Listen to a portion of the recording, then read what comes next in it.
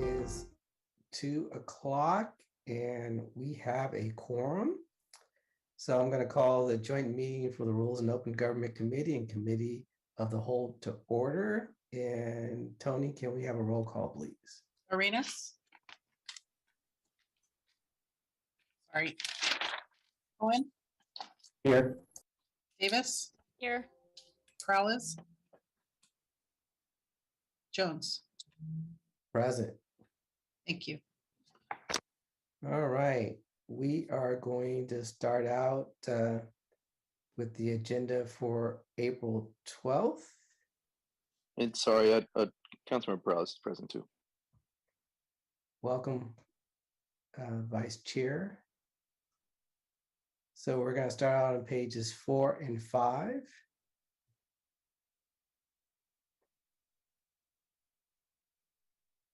Six and 7.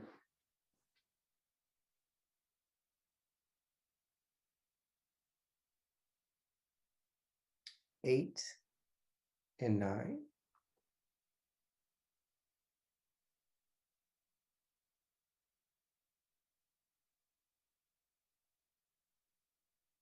Ten and 11.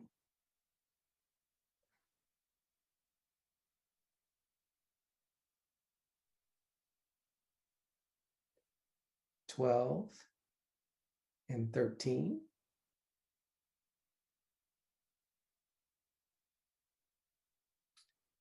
And that is it. And when we come back to the committee, can the maker of the motion also include the ad sheet?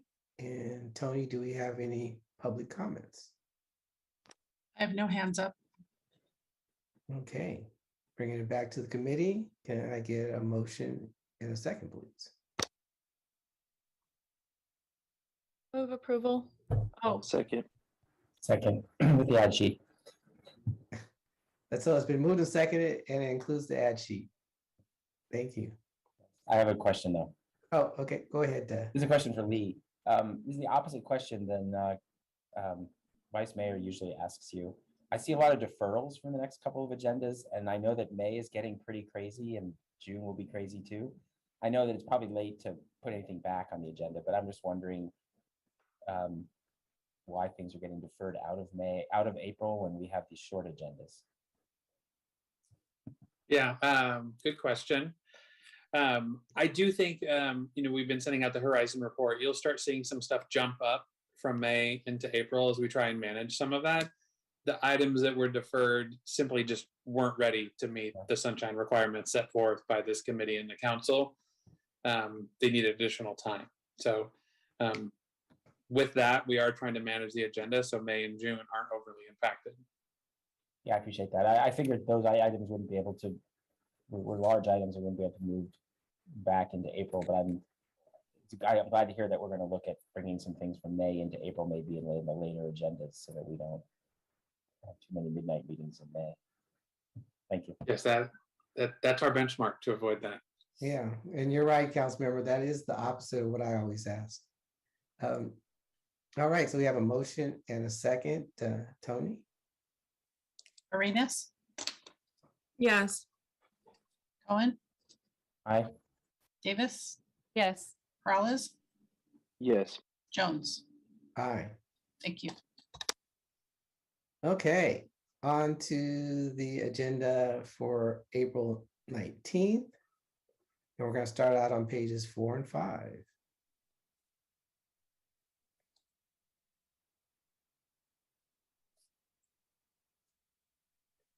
Six and 7.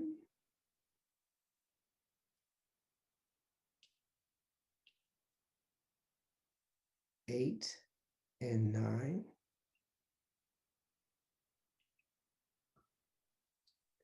10 and 11.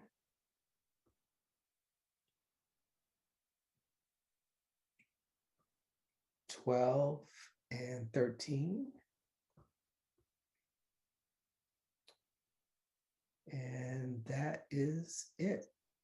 Tony, do we have any public comments? I see no hands. Okay, bringing it back to the committee. Approval. Thank you. Second. Thank you. So we have a motion and a second. Tony? Arenas, Yes. Cohen, Aye. Davis, Yes. Peralez, Yes. Jones. Aye. Thank you. Okay, on to the consent calendar. Tony, do we have any members of the public who would like to speak? I have no hands up. All right, bringing it back to the committee. Move approval. Second. All right, it's been moved and seconded. Tony? Arenas, Yes. Cohen, Aye. Davis, Yes. Peralez, Yes. Jones. Aye. Thank you. Okay, the next item is local small business preferences. It's actually my memo. Do we have any members of the public who would like to speak on this item? There are no hands. Okay, bringing it back to the committee. This is pretty straightforward. In our efforts to get more local and small businesses city contracts, we had a preference program, and the proposal is to double that program because we weren't successful in getting some of those contracts awarded to small and local businesses, but by increasing the preference percentage, we would have had small businesses and local businesses receive contracts. So that is the genesis of my memo. And if I don't see any hands raised, can I entertain a motion in a second, please? Motion to approve. Second. Thank you. Tony? Arenas, Yes. Cohen. Aye. Davis, Yes. Peralez, Yes. Jones. Aye. Thank you. Okay, next item is oppose the Valley Water District measure extending term limits for the board members, and that's from Councilmember Mahan. And Tony, do we have any members of the public who would like to speak on this item? I have no hands up. Okay, bringing it back to the committee, Councilmember Davis. I'm just curious if other municipalities have taken a position on this or are thinking about taking a position on this. Lee, I don't know if you know the answer to that. I was just curious. I wouldn't be aware if any other city has taken a position now, council member. Okay. I know the Mercury News already has come out against this, and it does seem like a misleading measure about to extend term limits while seeming to be enacting term limits for the first time. So I'm comfortable with moving this forward. So I move approval of this item. Second. Okay, we have a motion and a second. Councilmember Cohen? I'm a little torn on this one. I mean, I think it's a measure that I'm personally going to oppose. I don't think it's a good measure. I'm not sure that how well the city is served by taking a position on it. You know, I certainly, the argument of the fact that this is costing $3 million unnecessarily is there, but it's already on the ballot. We're not going to prevent, unfortunately, we didn't take this position before it got put on the ballot and can't do anything to stop the spending of that $3 million. You know, I think it's important for us to make sure that our primary role should be to have a good relationship with the water district when we are working with them on joint projects at the water treatment plant, and when we do all the things we do for recycled water and all the other projects we're trying to do with them. And you know, I don't know that taking a position on a measure of another jurisdiction serves us in any way. As individuals, I think we all can, make our positions known on this measure. Not clear to me that the city taking an actual official position is beneficial to what we need to do as a city. So that's why I'm not sure I would vote for this item. Okay, I see Councilmember Pauls, I know you have your hands raised, but I'm going to give Councilmember Mahan an opportunity to speak to his memo first. Thanks, Vice Mayor. Sorry to be a little late. I think it is important for us as a statement of principle to raise awareness about a measure that very few of our residents are aware of.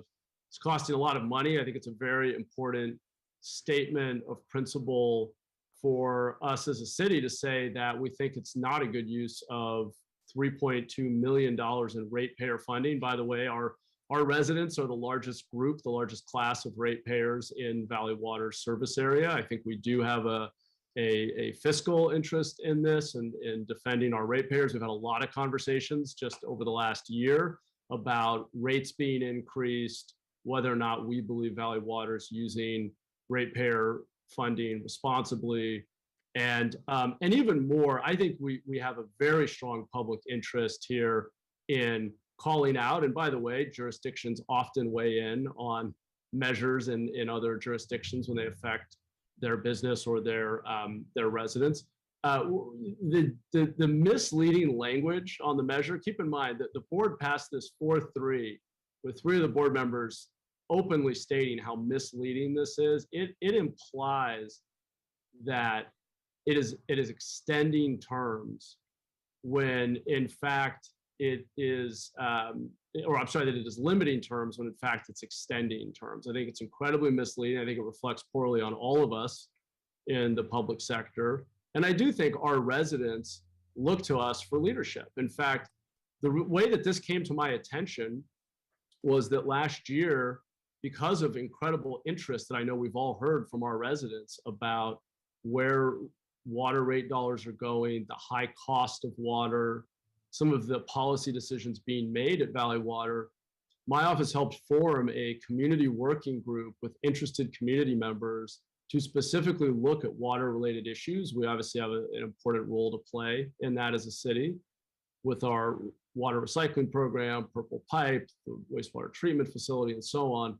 And it was the residents who are tracking this, who are our constituents as well, who brought to my attention that this was happening and are incredibly frustrated. And they're looking for their elected officials to ask tough questions and call out, frankly, bad decision-making that is not in the public interest. And to have a deceptively worded measure that clearly aims to mislead the public into voting for term extensions at a cost of $3.2 million, when we're in the midst of the most significant drought we have faced in recorded California history. We could do over 1,000 lawn conversions in San Jose alone with those dollars to more drought tolerant plants. We could have a significant down payment on the water recycling expansion that we want to do. I mean, this has real impacts, and I think we absolutely should be willing to say, should stand up for our residents and say we think this is wrong. And I think we can rationalize being quiet on it, but I don't think it actually serves the community to not say anything. So that's my summary of kind of where this came from and why I think we ought to speak up. Vice Mayor, I apologize. I saw this at the end of the agenda. I don't know if it got reordered, but No, we blew through the agenda.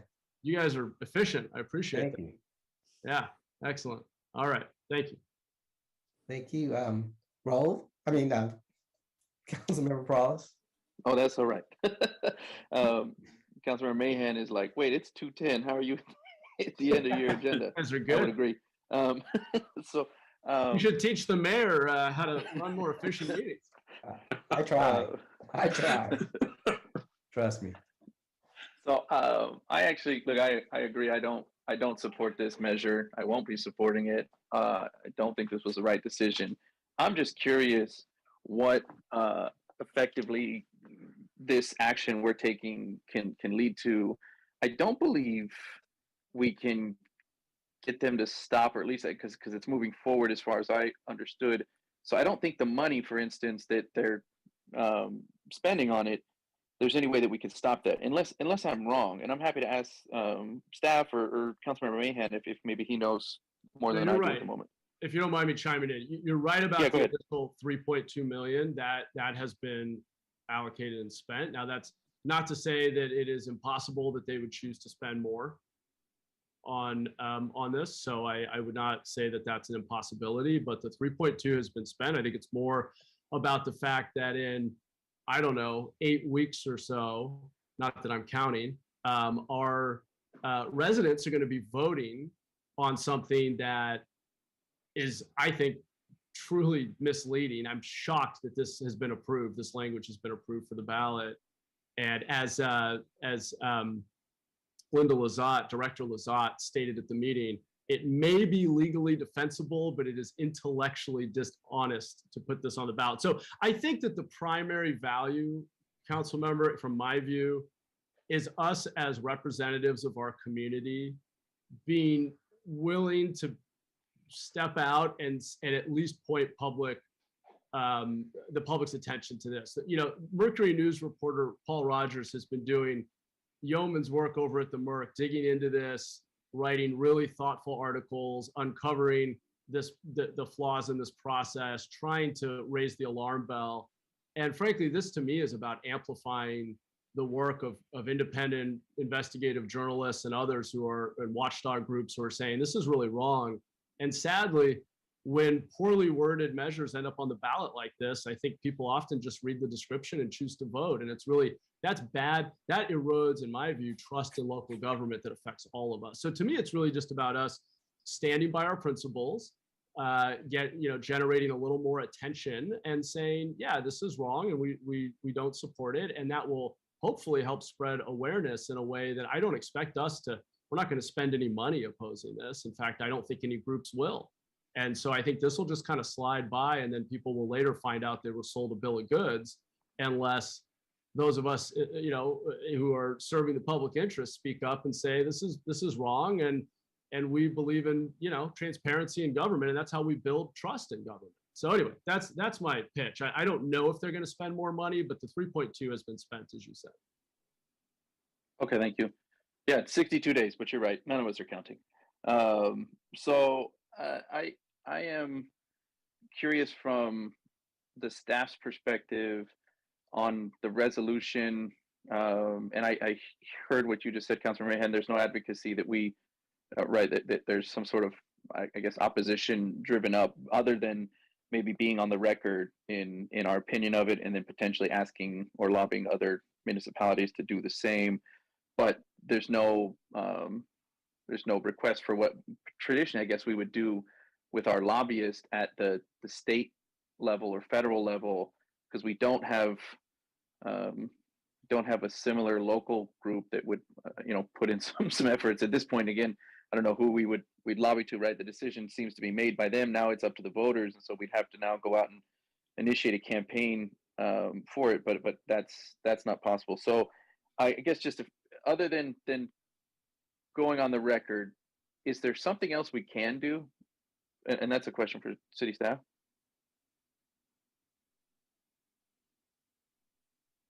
Was waiting to see if Nora unmuted first, and she smartly didn't. So I'll take a stab at that. This is a little bit different. As opposed to a decision kind of us waiting on a decision and trying to influence that. The decision of the elected body has been made. So Councilmember Mahan is correct, and that is moving forward to the ballot. I can't think of any, and of course we wouldn't be able to advocate with something like this because it is on the ballot now. So we have certain guidelines we need to follow.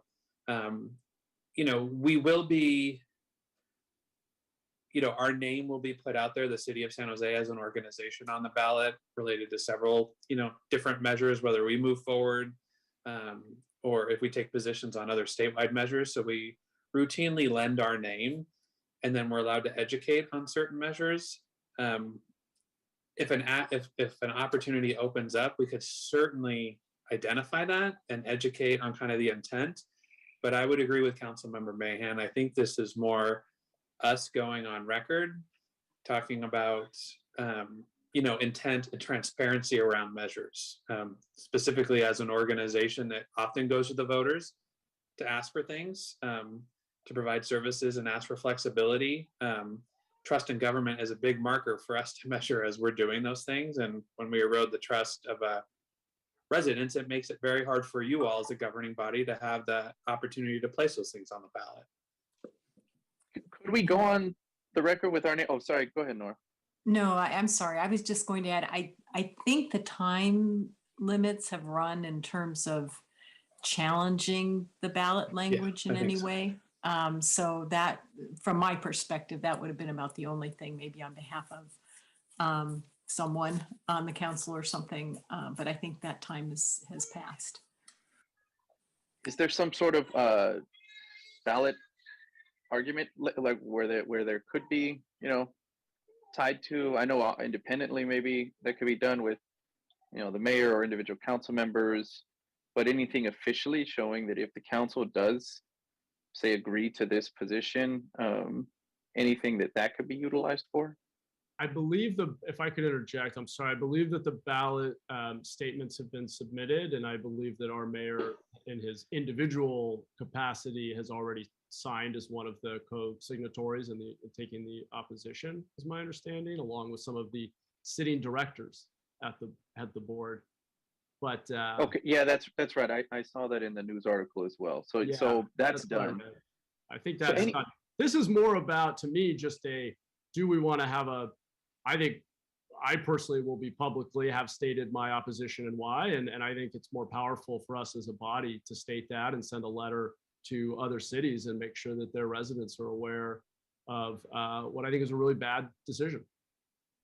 That's all. It's an Okay. opportunity Yeah, to make people principled. I guess I was trying to understand if there was something else that we could achieve out of it, and it looks like maybe the time has passed for anything else. And albeit I would agree with what Councilmember Mahan is saying. I still think that if it even is just a statement of where we stand on this, from my reading of the the actual title of the initiative to what it's going to do, and quite frankly, I just also am personally not a fan of extremely long-term limits. And they had this problem before, as far as I was concerned. They fixed it, and now they're kind of unfixing it, right?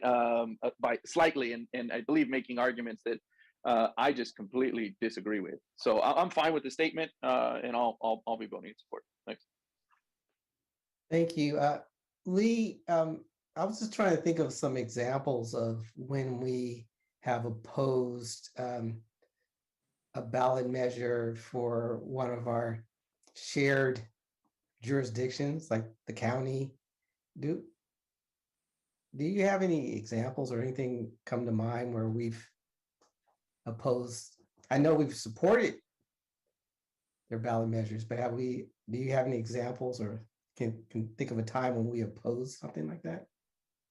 Nothing comes to the top of the mind in recent years on opposing a local measure. We have opposed several statewide measures, and we've supported several local measures as well, like supporting the county on Measure A when that came forward. Other cities will routinely do that. I believe the city of Morgan Hill supported Measure T when the city put that on the ballot, given the significance for Coyote Valley. So it's not unheard of for local jurisdictions to do this. Nothing in the opposing column at a local level. Yeah, it was more the opposing. Yeah, in recent years, I don't remember of one in recent years now. Okay. Because as everyone knows, we have to work with these agencies all the time, and I'm very hesitant to come out with an opposing position unless it meets a certain threshold. And I'm not sure this particular item meets that threshold, in the sense that functionally, there's not a lot we can do. So it's more so making a political statement. And there is a political process. Individual council members can come out and oppose the measure. People can get involved with any kind of campaign to oppose it. So there's a very transparent public process to get your opinions and your voices heard. So I'm not receptive to moving this forward, but I understand Councilmember Mahan, your concerns and how the measure is written and the potential confusion for the voters. But I believe that this should be part of the political process, and that's where it should sit. So I'm not going to support it, but there is a motion and a second on the floor. And Councilmember Mann, you have your hand up. Can I rebut? Yes, you can. I mean, Vice Mayor, with all due respect, I think that this is an issue of a matter of principle. And as Lee said, my concern here is that we make clear to our constituents that we're going to stand up for clarity, transparency in the political process, and we're going to call out intentionally misleading language. I mean, if you look at the debate from the board, the water district, it was 3 out of the 4 members were incredibly uncomfortable. This got pushed through. The executive director said there was no polling. You know, the difference here in language is, if you look at the Merck coverage of this, when it is pulled as it is currently and clearly deceptively written, this thing wins by like 50 points. And when it's stated accurately as an extension of term limits, it loses by nearly 50 points. I think we as elected officials locally absolutely have an interest in holding ourselves and on behalf of our residents, holding others accountable for truth and transparency. And that is an interest that we collectively have as a body. I think it's something we stand for. This is clearly meant to deceive voters. It's not something voters asked for. The polling completely inverts once the language is clear. And if we don't believe as a body that this is wrong, then why should voters trust us with our ballot language? And by the way, $3.2 million is nothing to sneeze at. You could forgive water debt for 6,000 families in San Jose with $3.2 million. You could replace thousands of water efficient shower heads, toilets. I mean, we talk about wanting government to be more efficient, more effective, more accountable. These are things we believe in. We've had extensive conversations with the water district about how to achieve our shared goals. And then a faction on the board manages to cobble together 4 votes to push forward deceptive ballot language and spend $3.2 million basically tricking the voters into giving them more time in office. I mean, this feels to me, this is about the worst of government. And if we're not going to stand up and say this is wrong, then why should our residents trust us to do the right thing? I find this egregious. And I think that money could be used to benefit thousands of San Jose families, including those suffering from water-related debt due to COVID income loss. And if we don't stand up and say that we care about that, then there's a real lack of accountability. And it's going to be harder for us at the negotiating table to get wins for our residents in the future. So anyway, I feel very strongly that this is wrong, and we ought to say so together as a body. Duly noted. Councilmember Perales. Yeah, a question for staff. So as this, if this moves forward out of rules, goes to the council, would it just need majority vote, 6 votes, and then we've officially, I guess, had a city position on it, and is that the threshold here? Yes. Okay, thanks. Councilmember Cohen. Yeah, I fully agree with Councilmember Mahan's comments about standing up and taking positions on things. And I think that's what it's incumbent upon us to do as individual elected officials. And so, I think it's important that we do that. We show our, our strength in that manner. And there's a number of us who can publicly say we oppose this measure. I think there's a difference between doing that and taking the vote. I'm not sure what the vote of the council does for us, because as individuals, we can all oppose the measure. And that's, to me, more likely to be used anyway in a political campaign than the city's name. So I'm still thinking that the relationship between the city and the water district is a separate issue from how we as political figures take a position. So I still believe that it's better for us to do this as individuals and not as a council as a whole. Thank you. Councilmember Davis. Well, I'd just like to point out that it's a lot easier to put it in our newsletters as the whole council agreed, especially if it's unanimous, if we all agree, as it sounds like we all agree that we are opposing this measure. it is a lot more impactful for our residents when we all put it in our newsletters after we vote, that the council voted unanimously to oppose this measure.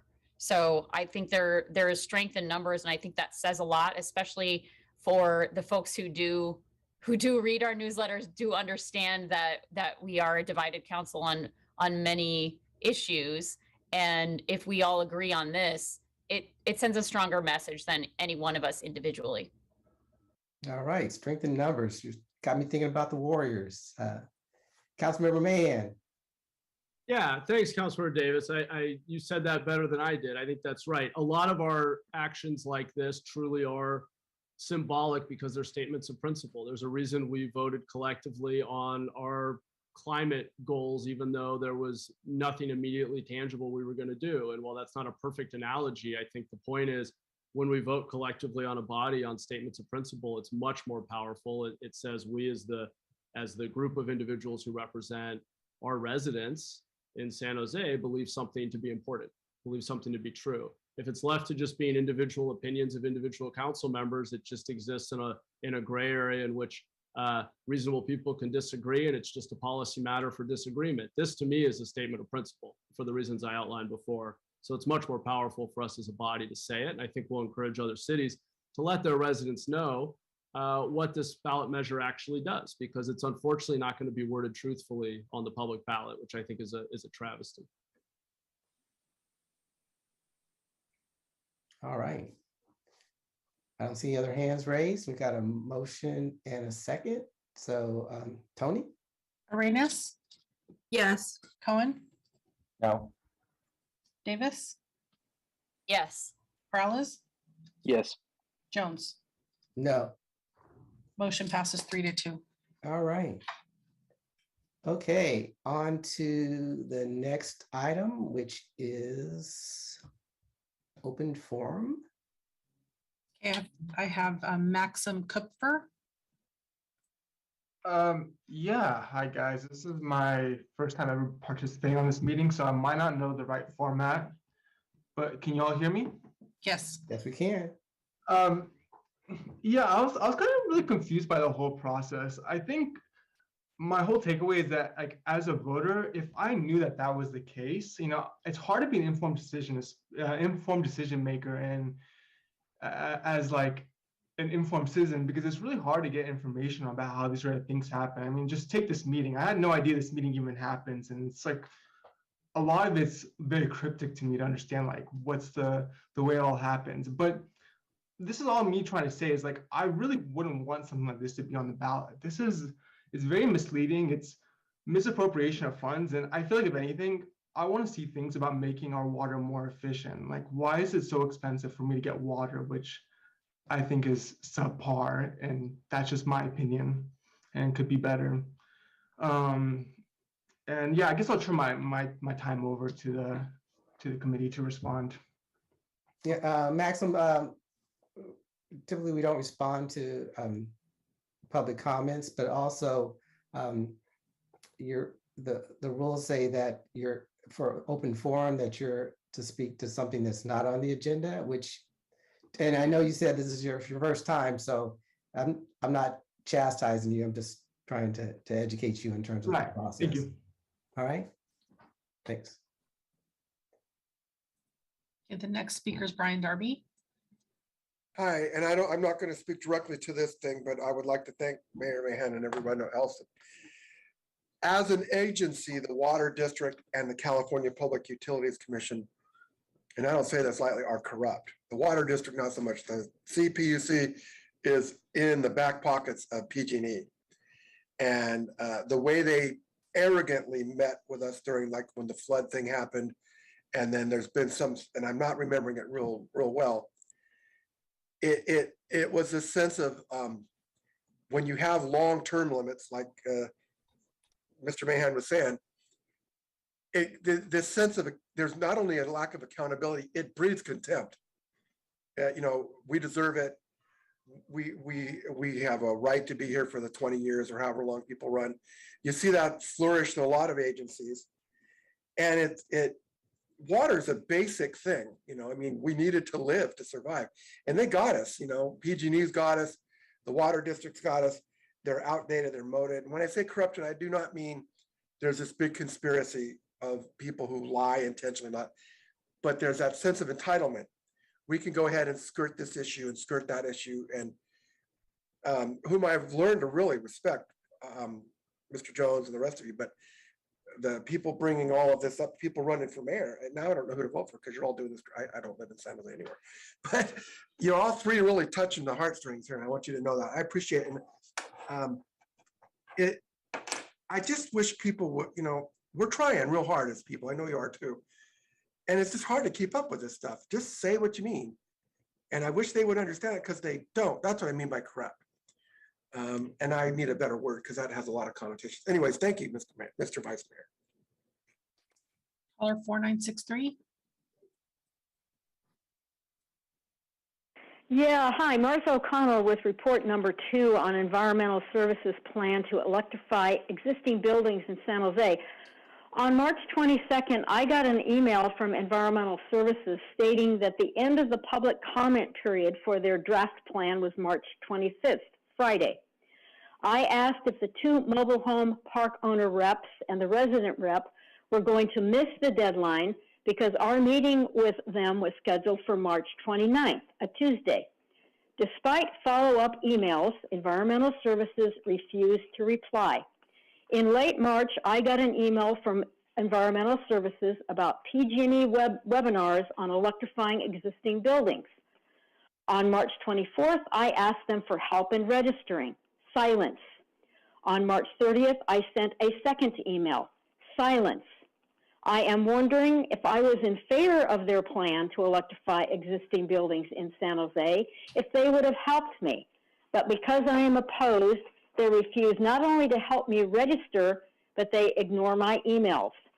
Finally, great news for mobile home park residents. I have contacted the state of California and have it in writing that San Jose at this point is without legal authority to mandate such a program in mobile home parks. That email is from HCD, Housing and Community Development, and if any council member wishes to see it, I'll be glad to send you a copy. Thank you. Jill Borders. Hi, and thank you to Martha O'Connell. That's a fabulous piece of information. I'm actually calling today about mobile homes. I'm still waiting to find out from anyone if there is the intention to do what was said would be done 2 years ago when there was a vote to have the mobile home zoning changed back in our general plan. I know we called it a mobile home overlay, and there was some discussion by Mayor Liccardo saying, oh, it won't really do anything. But I think, in fact, since we voted on it, and since for 2 years we've certainly been expecting it, and many of us are keeping our eyes on the general plan land use maps and to try to stay up on it, to make sure it happens. And now, as a side note to that, or kind of coupled with that, the general plan appears to me to be going through some really, really kind of big possible future changes due to different state laws coming down and so forth regarding compliance, or excuse me, compatibility between land use designations and zoning and so forth. And so I'm wondering if that is partly the hindrance involved, because there's things that need to kind of correlate with that are inextricably linked. So anyway, if someone could please, I don't know how, but if we could get some kind of update on what's going on with general plan, what is the status on this sort of making sure that everything complies, the land use and the zoning, and how that fits in with what we're expecting for the mobile home parks. I would really appreciate it. I feel a little lost here. Thank you. Back to the committee. Thank you, Tony. And this meeting is adjourned. Take care, everyone.